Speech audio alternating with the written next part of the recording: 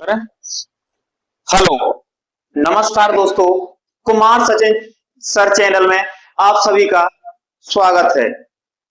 आज के हम दूसरे एपिसोड में आए हैं, जो कि हमने कल पढ़ा था रासायनिक अभिक्रिया एवं रासायनिक समीकरण। जो कि हमने देखा था कि रासायनिक अभिक्रिया किसे कहते हैं, उसके बारे में हमने कल पढ़ा था। आज हम देखते हैं, आगे वाले एपिसोड में चलते हैं। देखिए, हमारी पहली हेडिंग है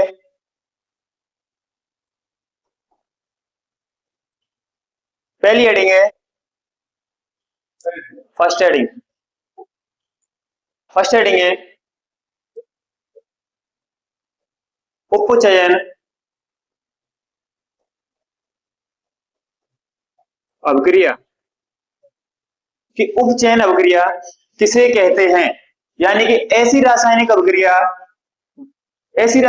किसी तत्व या यौगिक में ऑक्सीजन यानी कि O2 की वृद्धि होती है तथा हाइड्रोजन की कमी यानी कि निष्कासन होता है, उसे उपचयन अभिक्रिया कहते हैं। जैसे उदाहरण के लिए समझते हैं कि Cu यानी कि कॉपर प्लस O2 ये वाली रिएक्शन करते हैं, तो देखते हैं इधर क्या होता है। आइए दोस्तों देखिए कि कॉपर प्लस O2 की अभिक्रिया करते हैं तो क्या बनता है, कॉपर ऑक्साइड बनता है। क्या बनता है दोस्तों, कॉपर ऑक्साइड। यहां देख सकते हैं कि हमारी अभिक्रिया यानी कि क्या हुआ, ऑक्सीजन की क्या हुई, वृद्धि हुई दोस्तों। क्या हुई, ऑक्सीजन की वृद्धि। जैसे उदाहरण के लिए हमने समझा कि कॉपर प्लस ऑक्सीजन यानी कि गर्म होकर क्या बनाया, कॉपर ऑक्साइड बनाया दोस्तों। आप देख सकते हैं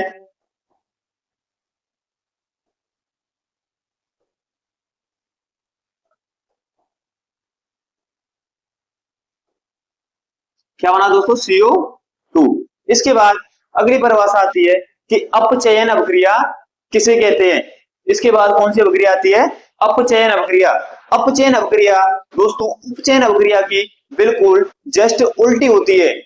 क्या होती है दोस्तों, बिल्कुल जस्ट उल्टी होती है। देखते हैं कि अपचयन अभिक्रिया किसे कहते हैं।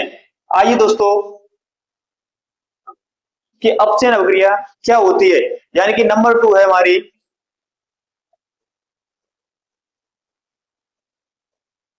अपचयन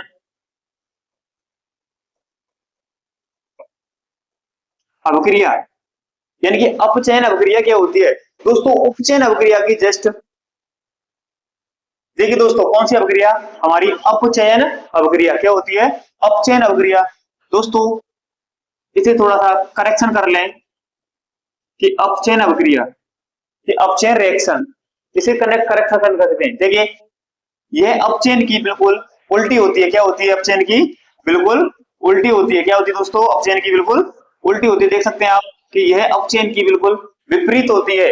इस अभिक्रिया में किसी पदार्थ में हाइड्रोजन की वृद्धि या ऑक्सीजन का ह्रास होता है। यानी O2 का क्या होता है, ह्रास होता है दोस्तों। आपने देखा कि इसमें इस अभिक्रिया में ऑक्सीजन की बिल्कुल अपचयन की बिल्कुल क्या होती है दोस्तों, उल्टी होती है। और इस अभिक्रिया में ऑक्सीजन की हाइड्रोजन की वृद्धि होती है तथा और ऑक्सीजन की क्या होती है, कमी होती है। आगे देखते हैं उदाहरण। इसका एग्जांपल क्या होता है दोस्तों, कि जैसे कॉपर ऑक्साइड के ऊपर हाइड्रोजन गैस क्या करते हैं, प्रवाहित करते हैं।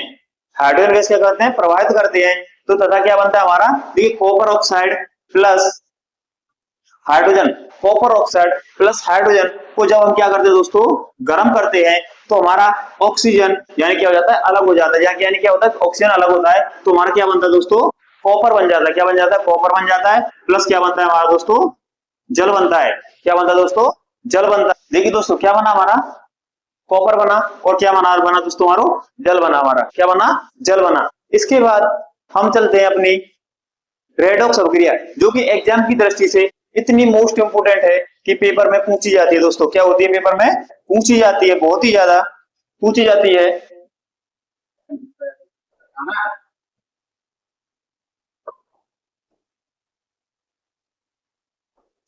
क्या होता है दोस्तों, एग्जाम की दृष्टि से बहुत ही मोस्ट अभिक्रिया है। कैसी है, मोस्ट अभिक्रिया है, क्योंकि हर साल पेपर में देख सकते हैं इस अभिक्रिया को कि रेडॉक्स अभिक्रिया आती ही आती है। अब देखते हैं किसे कहते हैं, कि जिन रासायनिक अभिक्रियाओं में एक अभिकारक उपचयन होता है तथा दूसरा अवकारक अपचयन होता है। यानी कि जिन रासायनिक अभिक्रियाओं में एक अवकारक उपचयन और दूसरा अवकारक अपचयन होता है, अर्थात अपचयन और उपचयन दोनों साथ होते हैं, उसे रेडॉक्स अभिक्रिया कहते हैं। दोस्तों हमने देखा कि दोनों अभिक्रिया में क्या हो रहा है, उपचयन और अपचयन दोनों क्या हो रहे हैं, साथ हो रहे हैं। दोस्तों उदाहरण समझते हैं, ZnO यानी कि जिंक ऑक्साइड प्लस कार्बन यानी क्या होता है, कार्बन।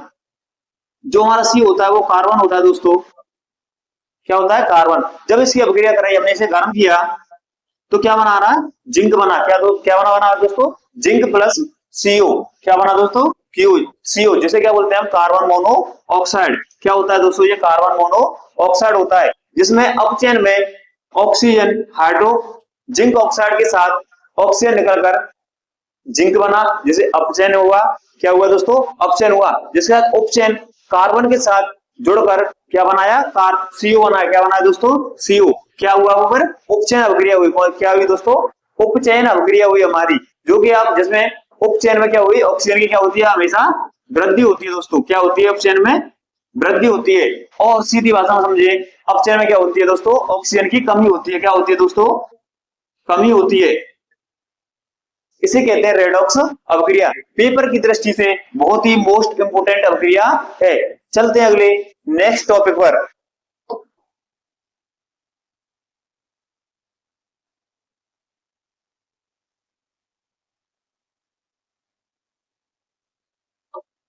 आइए दोस्तों, अगला हमारा नेक्स्ट टॉपिक है विघटन। हमारा नेक्स्ट टॉपिक है संयोजन या संयुक्त अभिक्रिया। कौन सा है, संयोजन या संयुक्त अभिक्रिया, जो कि हमने दोस्तों कल भी देखा था। दोबारा से रिपीट करते हैं, संयोजन या संयुक्त अभिक्रिया किसे कहते हैं। ऐसी अभिक्रिया जिसमें दो या दो से अधिक अवकारक मिलकर एक उत्पाद का निर्माण करते हैं। क्या कहते हैं दोस्तों, एक ऐसी अभिक्रिया जिसमें दो या दो से अधिक अवकारक मिलकर एक उत्पाद का निर्माण करते हैं, उसे संयोजन या संयुक्त अभिक्रिया कहते हैं। क्या कहते हैं दोस्तों, संयोजन या संयुक्त अभिक्रिया कहते हैं। जैसे एग्जांपल की दृष्टि से समझा जाए तो देखिए, क्या है, CaO यानी कैल्शियम ऑक्साइड। क्या है दोस्तों, कैल्शियम ऑक्साइड की अभिक्रिया जल से कराते हैं। किससे कराते हैं दोस्तों, जल से कराते हैं। तो हमारा क्या बनता है, CaOH का होल ट्वाइस। क्या बनता है दोस्तों, CaOH का होल ट्वाइस। देख सकते हैं दोस्तों कि हमने